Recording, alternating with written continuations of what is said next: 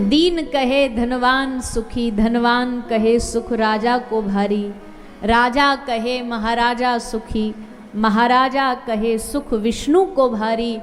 तुलसीदास विचार कहे भैया भजन बिना सब जगत दुखारी। किसी को भी जीवन में सुख की गारंटी नहीं है, एक की गारंटी है, जिसके जीवन में भजन होगा वो सुखी रहेगा, वो परेशानियों में भी सुखी रहेगा, लाख परेशानी विपत्ति में भी सुखी रहेगा। भक्तों पर तो भगवान विपत्तियों का पहाड़ डाल देते हैं, इतनी विपत्तियां देते हैं, इतना दुख देते हैं कि कमर टूट जाए। लोग नहीं कहते अरे भैया ये तो भजन करता नहीं, फिर भी देखो कैसी मौज में। हाँ, मौज में ही रहते हैं ऐसे लोग। पर इससे इसका मतलब तो फिर ये हुआ ना कि भैया फिर तो भजन करना ही नहीं चाहिए। बोले नहीं, समझो बात को, जो भजन नहीं करते ना उनको दुख तोड़ देता, उनको दुख मार देगा, परेशान हो जाएंगे, घबरा जाएंगे, आत्महत्या कर लेंगे, जहर खा लेंगे, लटक जाएंगे। क्यों? क्योंकि दुख सहने की शक्ति नहीं है। पर जिनके जीवन में भक्ति होगी, दुख का लेवल हाई होगा, पर दुख को सहने का भी भगवान जो उसको ताकत देंगे ना, वो एकदम हाई वाली देंगे।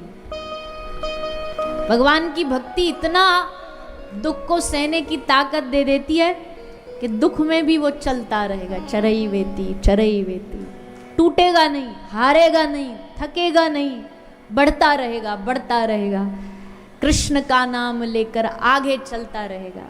कितनी भी विपत्तियां आ जाएं, दुख आ जाएं, उसको भरोसा है हमारे संग में हमारे ठाकुर जी खड़े हैं, हमारे गोविंद खड़े हैं।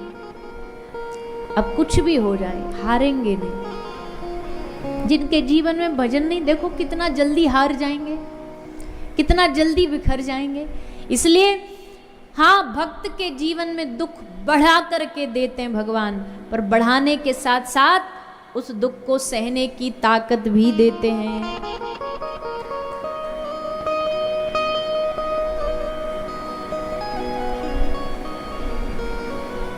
इसलिए ये मत समझना कभी, बहुत लोग इस बात से लेके बड़े चिंतित होते हैं। बोले भैया हमने सुना है कि जितना भजन करते हैं उतना भगवान दुख देते हैं। हाँ, इस बात में दोहराया तो कुछ नहीं है तो बात सच्ची। कृष्ण है ही ऐसा, ठाकुर जी है ही ऐसे। ब्रज का कन्हैया टेढ़ा है। अगर तुमने कही ना उससे कि ठाकुर जी बड़े कष्ट दे रहे हमको, तो 4 कष्ट और एक्स्ट्रा दे देंगे, कम नहीं करेंगे, 4 और एक्स्ट्रा दे देंगे। क्यों? बोले कष्ट है तभी तो आयो मेरे डोरे, नहीं तो घर में सो जा तो चद्दर ओढ़ करके। कष्ट है, दुख है, तभी तो मेरे पास आकर के कह रहा है हे प्रभु बचा लो, हे नाथ मेरा साथ दो, मेरे संग रहो। इसलिए 4 और दे देगा।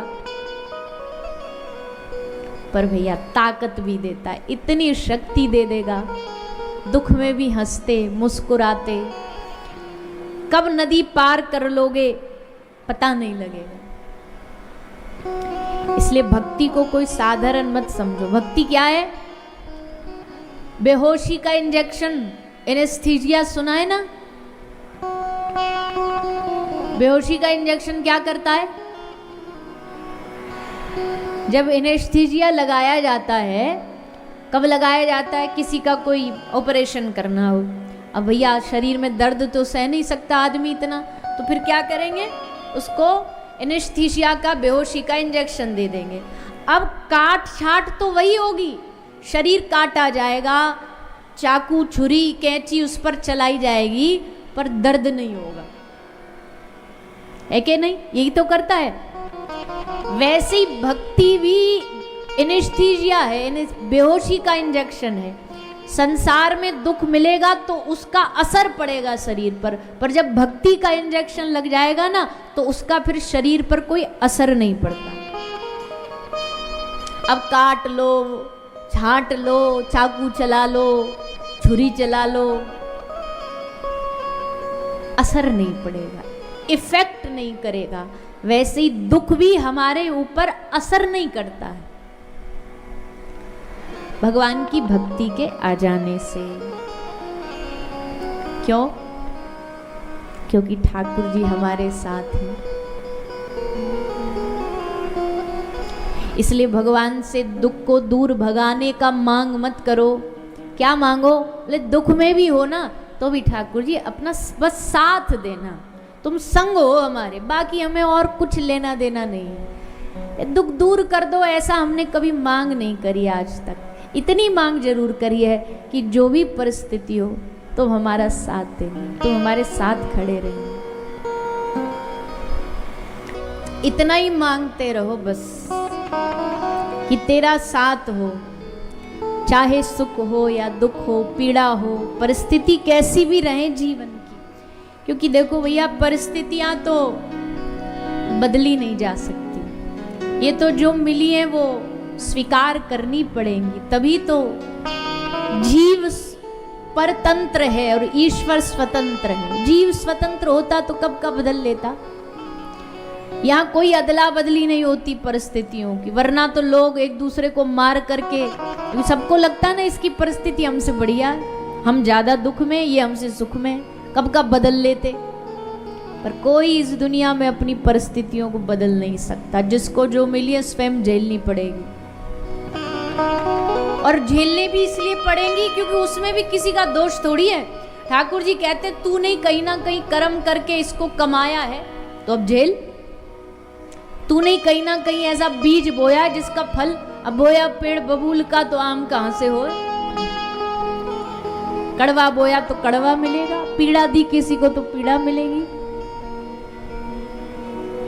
इसलिए हे नाथ, जो भी परिस्थिति रहे मुझे उन्हें बदलना नहीं है, पर तू साथ रहे, तू मेरे संग खड़ा हो, यही आनंद है। इसलिए भगवान से सुख की मांग मत करिए, भगवान से परम आनंद की मांग करिए।